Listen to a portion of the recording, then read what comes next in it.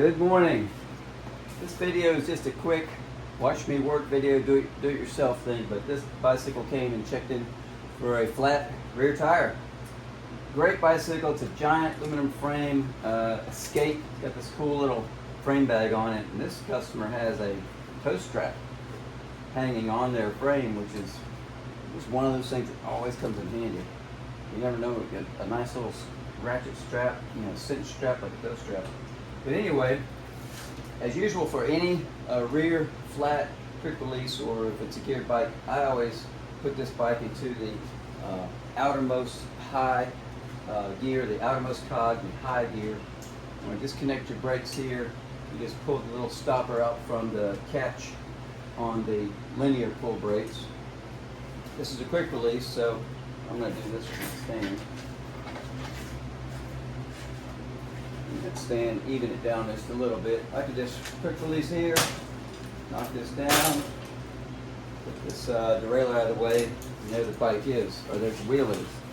This one here, pretty straightforward, but I'll give it a full check over while this is a really loose tire here, and we have a really thin cheapo rim strip.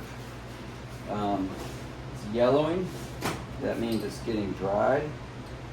That means if I pull that up a little, actually, let's see a spot where it's broken. I'm going to leave that one because it pulled up, it didn't crack and break. Usually right there at the valve hole, you just pull up on it and it's just worn out and dried. It'll crack and break in those little pieces. We'll set that to the side for now. Take a look at the tube in just a second. I always like to see if I can find what caused the flat. Nothing in the tire. So I will find my pump. This is a great, what is this, a Sport 4 drive Lezyne, and I love this valve head. It's reversible. I'm just going to reverse it to Schrader, but I like it because it screws in place. There's no leaky part of the valve or none of that guesswork about whether that thing is going to leak when you put the pump head on the valve.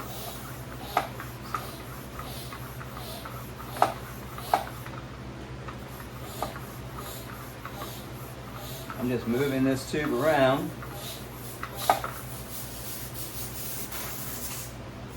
and it's right here at the valve. So,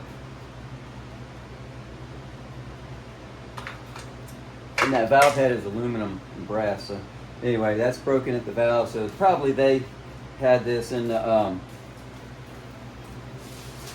pump somewhere, or they were trying to pump it up, and they pulled on the pump head a little bit and broke the valve. No big deal. Got us a new tube. I'm going to go through just a basic check over on this one just to show you what you would do on just a pre-ride check, just a small, easy little tune-up check. I'm going to look at everything on the bike. I like to get a little bit of shape into the tube. A little bit of that air in there.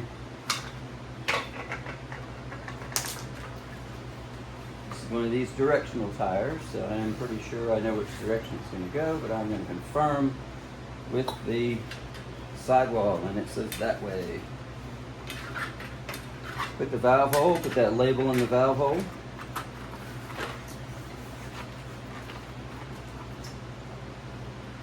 Put the valve here, right into the valve hole, and then you flip the tire over.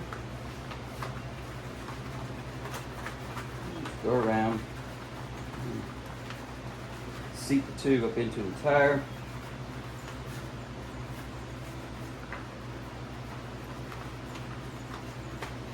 And that's right, make sure that valve's fairly straight.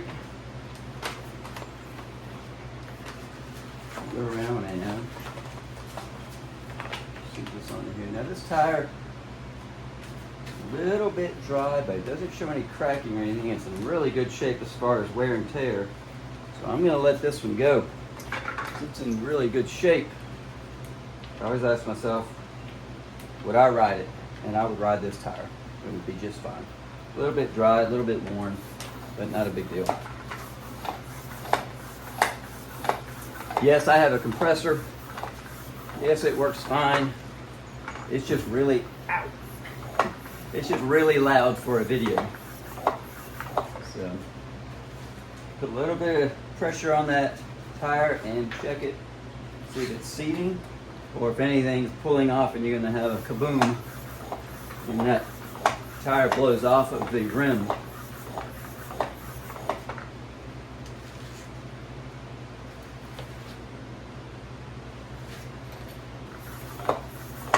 Put this one up to about 60 pounds. I think the sidewall says 65 to 85, but that'd be ridiculous on these tires to put 80 pounds in this one. While I look at it, and I have it off here, I'm going to check the hub. So it's freely spinning, no play. Look at the quick release, feels good. Feel the cassette. If that lock ring on the cassette gets loose, then you have a lot of play in the cassette, and then that could give you bad shifting. It's one of those, you go through 10 things before you figure out, oh, it's just a loose cassette, and my shifting is, is fixed. If you had to go through all those things, maybe you're checking a derailleur, but if you just, sometimes those cassette lock rings come loose. I'm going to go ahead. I felt this front tire earlier. It is soft. It is low. So I'm going to fill this front tire up.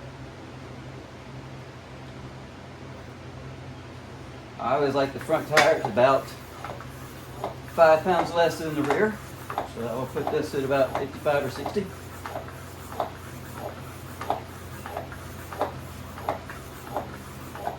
Still like to check it.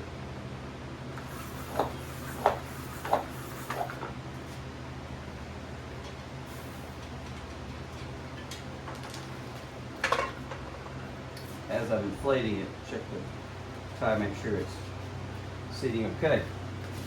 We'll look at this one and as it spins. Check the front brake. Now this one here is off a little bit. A lot of gap on this left side, non-dry side. Just a little bit of gap there. So the first thing I do is just the easiest thing to check is the tire seated into the fork all the way. If that's a yes, then I'll adjust. And this is just a tiny bit of an adjustment. I'm going to tighten the spring here, which is going to pull this brake linear pull arm. Tighten the spring and it'll pull it outward. Just a bit. And that looks great. Nice and even. It feels kind of a lot of pull play in the lever. So I'm just going to use adjuster barrel. This one here, just to give it a little bit closer feel. And that one sounds like it's going to try to squeak. So I'll just take a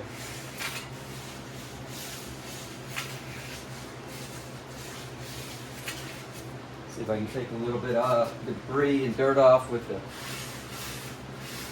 sandpaper. And then take the cloth, clean it up.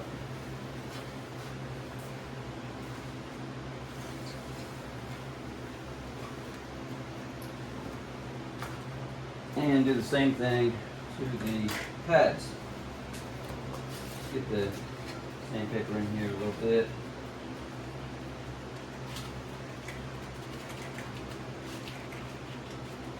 It's not cooperating very well, but I'll figure something out.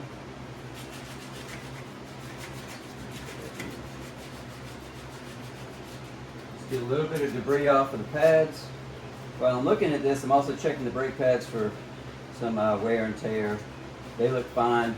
There is a little wear line on the brake pad. It says, hey, change me a worn out line on the brake pad, and it's not there yet. These pads have a good bit left in them.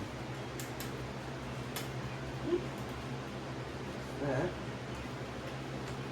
There. Okay. And we do the same thing. You need to connect the rear. This is pulling these arms together, pulling the little catch up, and put in place. I think I heard the cable housing not loose. Yeah, that feels pretty good. These lined up very well, but same thing. It's got a lot of play at the lever, going all the way into that much. So I'm going to play out at the adjuster barrel here. I have that little lock ring there to kind of keep it in place, and that's a lot better.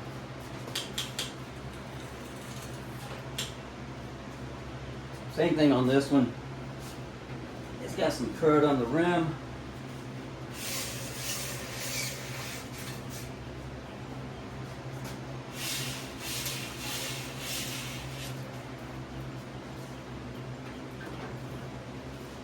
If you really want to get into this, you can clean this up with rubbing alcohol and all kinds of good things like that. This one's in great shape. It's really clean. I'm not going to worry about all that. And I am going to go ahead. When you have the bike in the stand, you might as well kind of give it a little check over, a little wipe down, clean up some of the spots that get a little dirty. So customers appreciate, just a little wipe down, knock off the dust. Let the bike shine through, because all bikes want to look good. One of the biggest places for dirt is on those jockey wheels. So I always run a little bit of a rag on the pulley jockey wheels and the chain, of course. This is kind of dry. I'm going to put a little bit of oil on this one, and I just wipe off the chain rings a bit. Not too worried about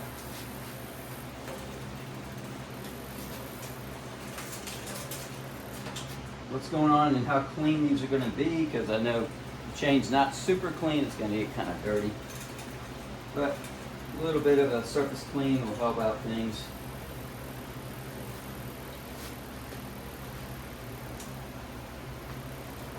Make some of this bike look a little better. Knock off some of the dust.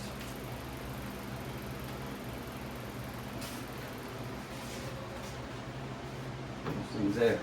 While you're here, you just want to go ahead and check the easy things. Crank bolts, just make sure they're tight. Pedals.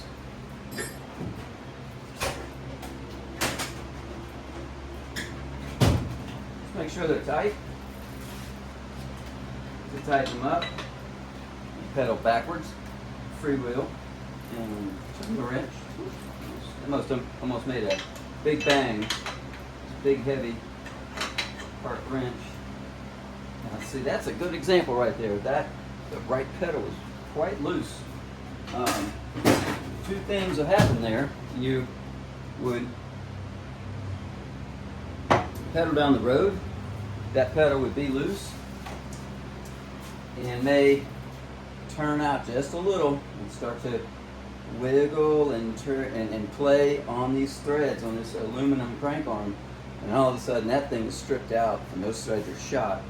Or it could just back itself all the way out, and then all of a sudden these are a clipless SPD clip-in pedal, and all of a sudden you're riding, you're like, my pedal's off of my crank arm, and you're out on the road like, well, what do I do now? Now you could just sort of put it back in by hand. Maybe you're lucky enough to have a 15 millimeter wrench, or maybe a 6 millimeter, and you can tighten it up. But let's check it now while it's in the stand. Have all that done. Other little bolts and nuts to check. You know, this derailleur fixing bolt right here, I've seen come on these get loose sometimes. I've seen this before, where that comes just a little bit loose, and then the whole derailleur has some play because it's not fixed tight to this hanger, and then all of a sudden you've got bad shifting. It's one of those things like the loose cassette. Like, gosh, why is the thing? You're checking your derailleur and your adjustment screws and all the things, and you put a wrench on here, like, oh gosh, this thing's like 2 turns too loose. This one's nice and tight. That's fine. While it's here, let's go ahead and just check all of our safety points. Handlebars.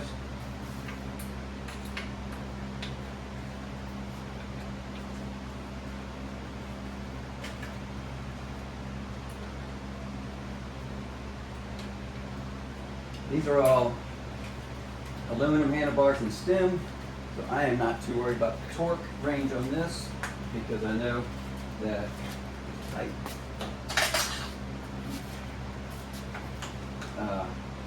this can be tightened down by hand pretty tight and safely. And all 4 of those stem bolts were just a 1/4 of a turn loose. Check the headset. I'm wiggling, trying to wiggle this fork back and forth, see if there's any play in these bearings. Is these top cap here is too loose, you have some play in the bearings, and they'll allow this whole assembly, the headset top and bottom bearings, to move back and forth. And that does not, but then I just check to see that it's freely play, or freely spinning, and that is not too tight, and it's banging the bearings up there. So yeah, just go through those, put a little bit of oil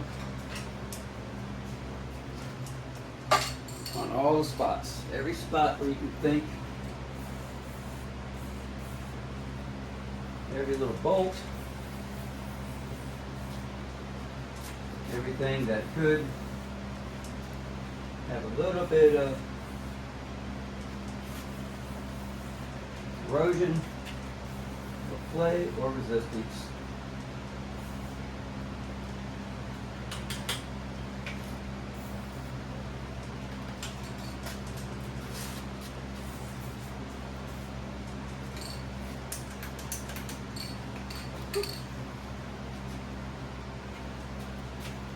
I like to get into the movement of the arms on the shift arms here. These are a trigger and a button, and that's good. See, that one actually has a little bit of lag to it, so that needs a little bit of oil to free up some of that stickiness.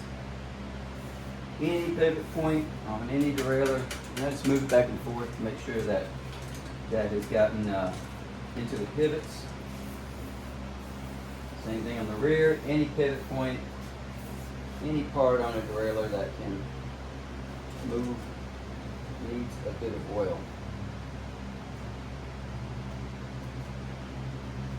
That's a big culprit of a lot of headaches. Some hair in the derailleur, if you try to pull that hair out. Now, let's check the shifting. First thing to do is look at the limits. I just went to the very low limit, the largest cog, and I tried to push that shifter a little more, see if it would go into the spokes. It did not. Now I'm going to do it again.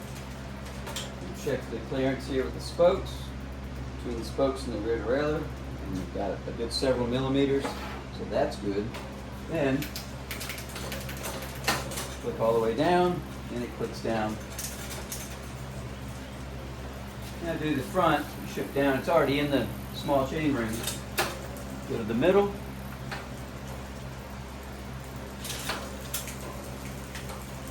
Now that one has a bit of play coming out. I'm not sure if you can see it, but as I'm pushing the shifter, so I'm going to limit that just a little bit.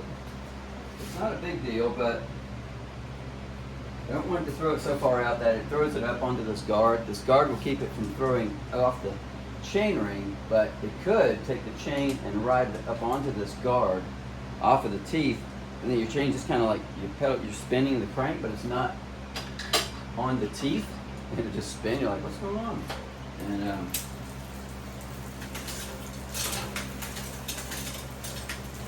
so I've limited that just to keep it where it shifts onto the chainring teeth. Little things like that you want to check. Looks like they had a kickstand on here at one point because there's a big bolt for it, but it's not there anymore. So, and then I put a little bit of oil on the chain.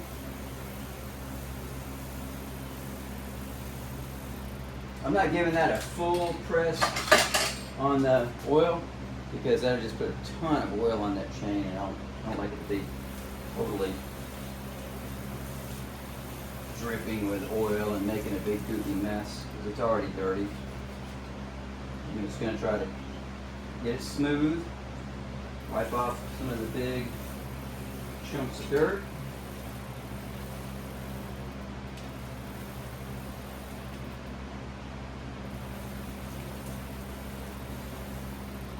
And that's coming together pretty clean. It's a lot better chainring there. I'm going to go ahead and wipe off some of the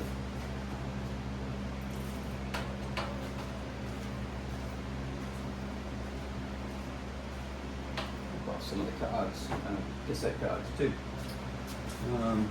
This cool bag, I like that. It's called Musette, which is neat. It's not a Musette bag. The Musette bag is one of the ones that's over the shoulder, but that's still cool.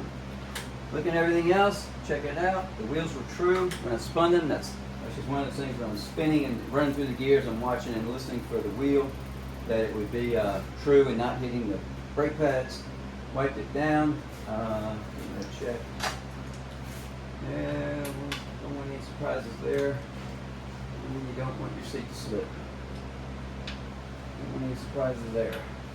You ride down the road and your seat clamp bolt is a little loose, and all of a sudden your seat clamp goes clink and it slides and shifts down. I've had it happen before. You know, like all of a sudden your seat's loose and the clamp has shifted it downward. You're like, oh my gosh.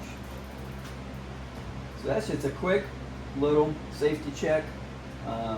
This is part in for the inner tube, and that'll be 8, 15. That'll be like $23 for repair, and that's good to go. This bike's awesome, ready to ride. Ride lots.